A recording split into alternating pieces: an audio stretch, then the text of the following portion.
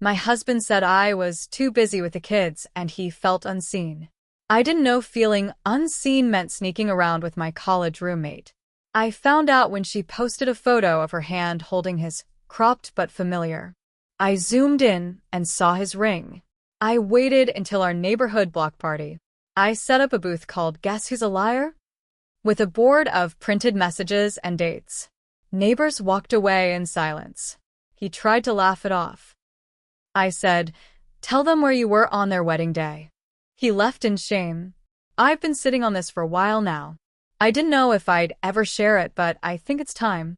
Maybe someone out there needs to hear it. Maybe it'll help someone see the red flags I ignored. Or maybe I just need to say it out loud, so I can stop carrying it around inside me like a tumor. My name's Rachel. I'm 38, a mom of 3. I live just outside of Denver, Colorado. My now ex-husband, Mark, and I were married for 12 years. We met in our last year of college. He was quiet, thoughtful, not flashy, not charming in that fake way. He just seemed solid. I was studying early childhood education. He was doing computer science. I thought we were building something real. I stopped working when I got pregnant with our first. We agreed on it. It made sense financially, and I genuinely wanted to be there for our kids. 3 kids later, my whole world revolved around them.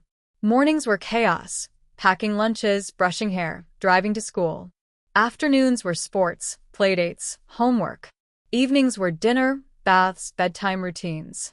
Rinse and repeat. Mark worked long hours. He always had. He was a software engineer for a tech company. Sometimes he worked from home, sometimes not. He didn't talk much about his job, just said it was stressful. I tried to support him. I always did. I thought I was being a good wife. About 2 years ago, things started to shift. He became distant. Not cruel, just unavailable. He'd come home, barely say a word, sit with his phone, or disappear into the garage. When I brought it up, he said he was tired, stressed. Asked if we could have a date night, just us. He said maybe, but it rarely happened. Then one night, after the kids were finally asleep, he said something that stuck with me. "I just feel invisible," he told me, not looking up from his phone. "Like I don't even exist to you unless I'm doing chores or watching the kids." I stared at him, shocked. I said, "I'm running myself into the ground every single day for this family." He shrugged. "I didn't say you weren't doing anything. I just said I feel unseen." We argued. Not a screaming match, but sharp words thrown like darts. I felt misunderstood. He felt ignored. We didn't solve anything. And things didn't get better after that. I tried harder. I did. I scheduled a weekend away for just the 2 of us, arranged for my sister to take the kids. He said work was too hectic. I suggested couples counseling. He laughed. "We're not that bad," he said. Then something happened that changed everything. One evening I was scrolling through Facebook. I don't even use it much anymore, but I was bored. That's when I saw the photo. A hand holding another hand. The caption said, "Happiness is found in unexpected places." It was posted by my old college roommate, Jessica. I stared at the photo for a long time. Her hand was unmistakable, same short, squared-off nails, same silver bracelet she always wore. But the man's hand was only partially in the frame. Most of it was cropped out. Most of it, but not all. My breath caught. I zoomed in. The ring on his finger. Thick, plain gold band with a tiny nick near the bottom. That was Mark's ring. I knew it because I bought it. I noticed that scratch a year after our wedding when he dropped a box of tile in our first house and chipped it. I stared at it for 10 minutes, just blinking. I thought I was imagining it. I checked the date. The post was from that morning. I confronted him that night. I showed him the photo. At first he played dumb. "That's not me," he said. "Are you serious?" Then he got defensive. "You're always suspicious. Maybe this is why I feel the way I do." I didn't say a word. I just zoomed in again. "That's your ring." He stared at it. His face changed. That moment he knew he was caught. He sat down. "Okay," he said quietly. "Yes. I've been seeing her." I asked, for how long? He said, about 8 months. My legs went numb. He told me he didn't plan it, that they reconnected through a random message on Facebook, that it started emotional, that Jessica got him, that he felt like a man again around her. You don't look at me anymore, he said. You look through me. I asked him if he was leaving us. He said he didn't know. He didn't cry. He didn't apologize. He didn't even touch me. He just sat there like it was some sad thing that happened to him. I didn't tell anyone for 2 weeks. I walked around like a zombie, doing the drop-offs, pretending everything was normal. I cried in the shower so the kids wouldn't hear. Then one morning, while planning for the neighborhood block party, it hit me. He wanted to feel seen? Fine. I'd make sure everyone saw him for what he really was. Our neighborhood block party is a big deal. We live in one of those suburban communities where everyone thinks they know everyone. Kids running around, grills smoking, coolers full of beer. I signed up to set up a booth. I told the organizer it was a surprise game for the adults. On the day of the party, I wheeled out a fold-up table and a tri-fold presentation board. I called it, Guess Who's a Liar? I covered it with printed screenshots, text messages between Mark and Jessica, cropped photos, hotel receipts I'd dug out of his email, dates and times. One section said, while you were at, with labels like soccer practice and back-to-school night. People walked by, curious at first. Then they started reading. Faces changed. Some laughed awkwardly. Others looked shocked. A few neighbors who'd known us for years just looked at me, mouths open. Mark showed up an hour in. He came with chips and beer, pretending everything was normal. Then he saw the booth. His smile died. He walked up slowly and said, Are you out of your mind? I said, loud enough for the crowd, Tell them where you were during the Martins' wedding. He stared at me. I turned to the crowd. He told everyone he had work that weekend. He was actually at a cabin with my old college roommate. Dead silence. Someone muttered, Jesus Christ. Mark turned red.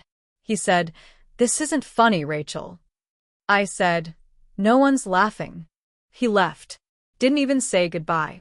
Neighbors didn't talk much after that. A few texted me privately. One woman hugged me. Most just avoided eye contact. But I felt something I hadn't felt in months. Control. After the block party, everything changed. Mark didn't come back that night.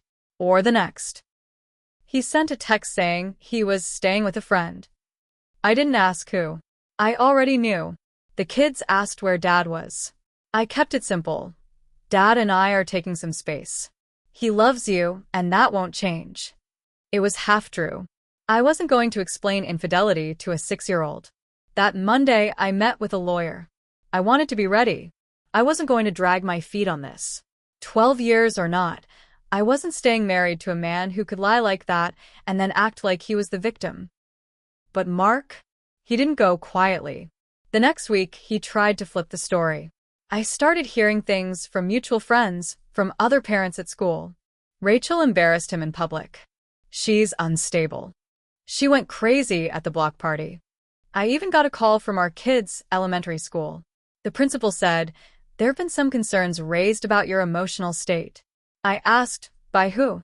He wouldn't say. But I knew. I called Mark. I said, Are you seriously trying to turn this around on me? He replied, You humiliated me in front of everyone we know. I have to protect myself. I said, You should have protected your family. Now deal with it. Then came the biggest twist of all. One night, I was in bed scrolling my phone after the kids were asleep. I got a message from a woman I didn't know. Her name was Megan. She wrote, Hi.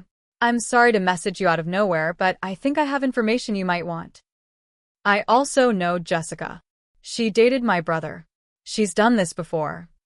My heart started pounding. We exchanged numbers and talked for over an hour.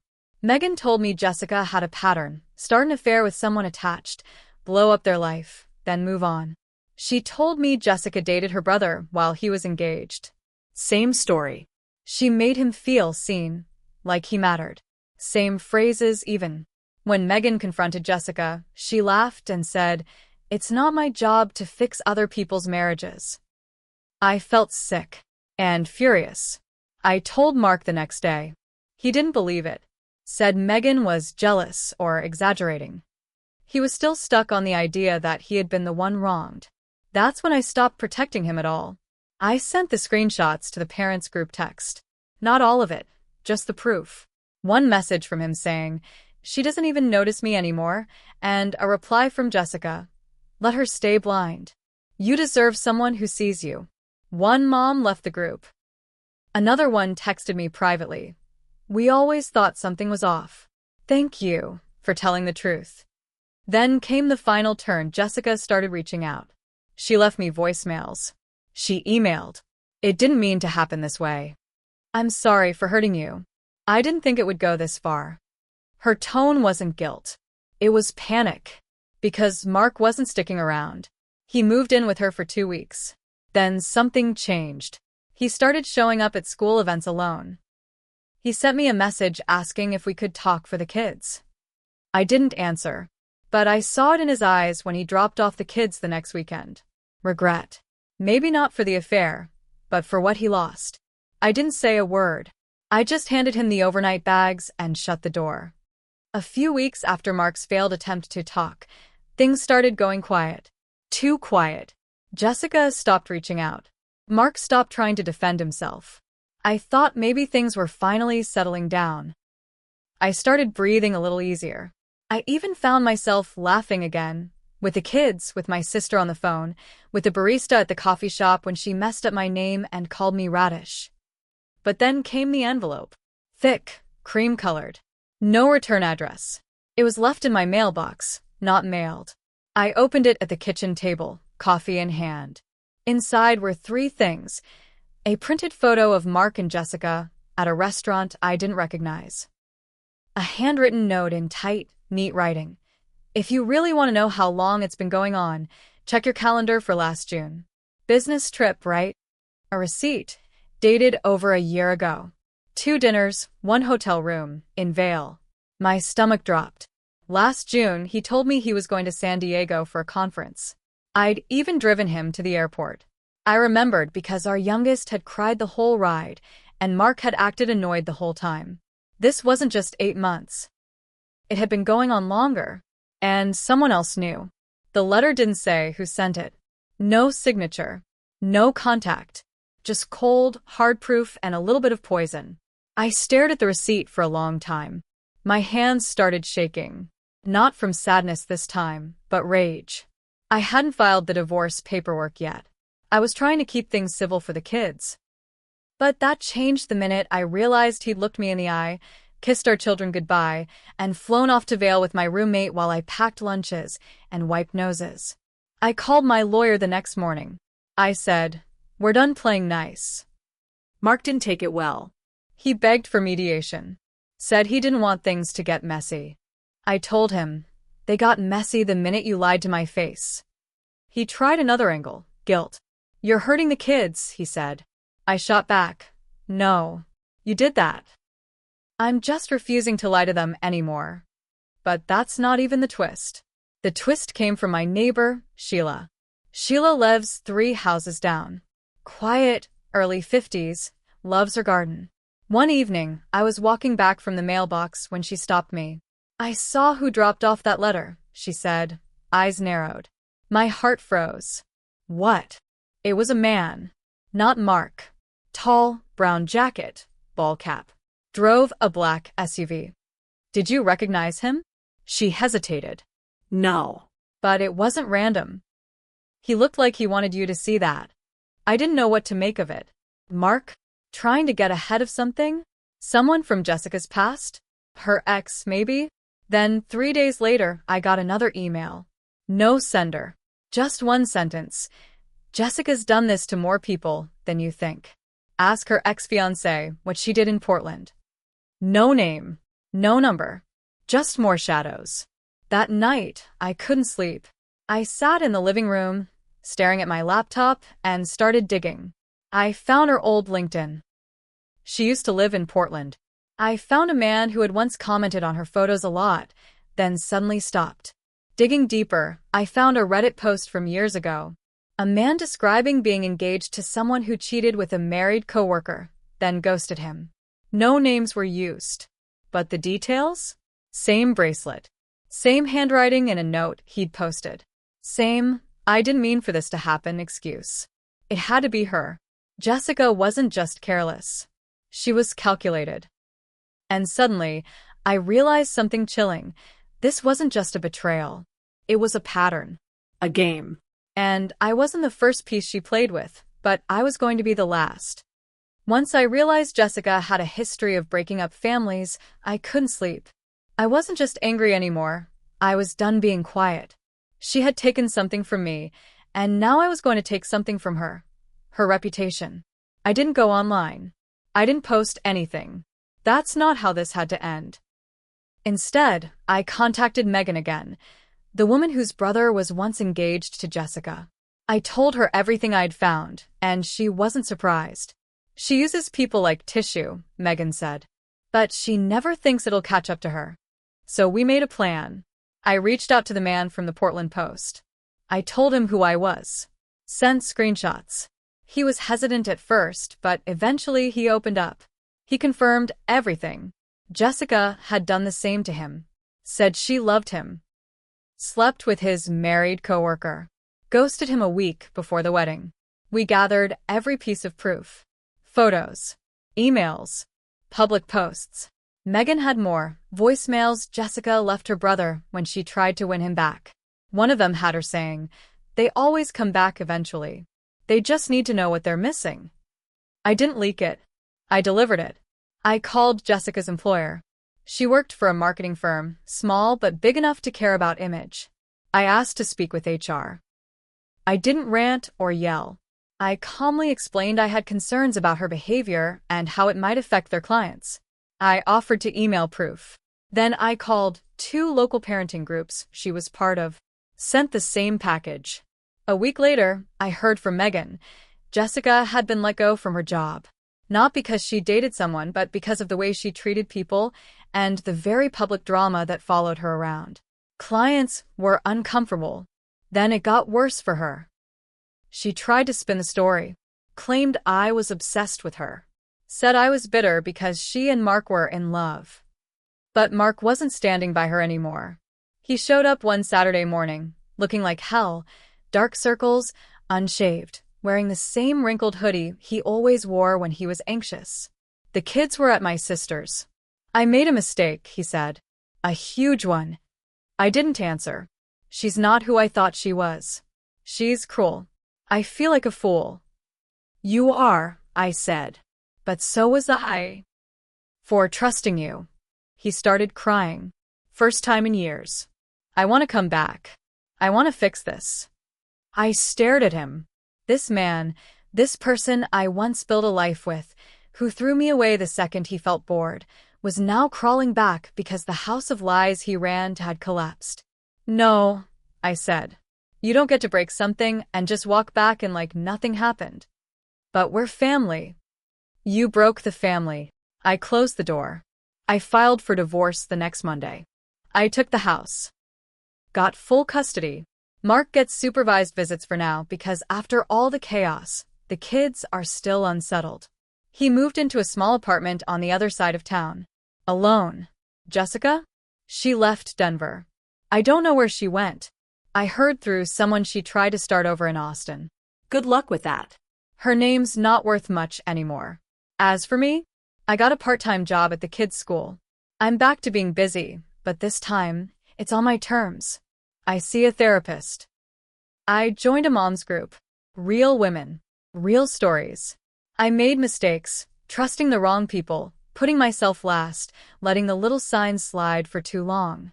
But I made sure the ending was mine. Mark wanted to feel seen. Jessica wanted to feel powerful.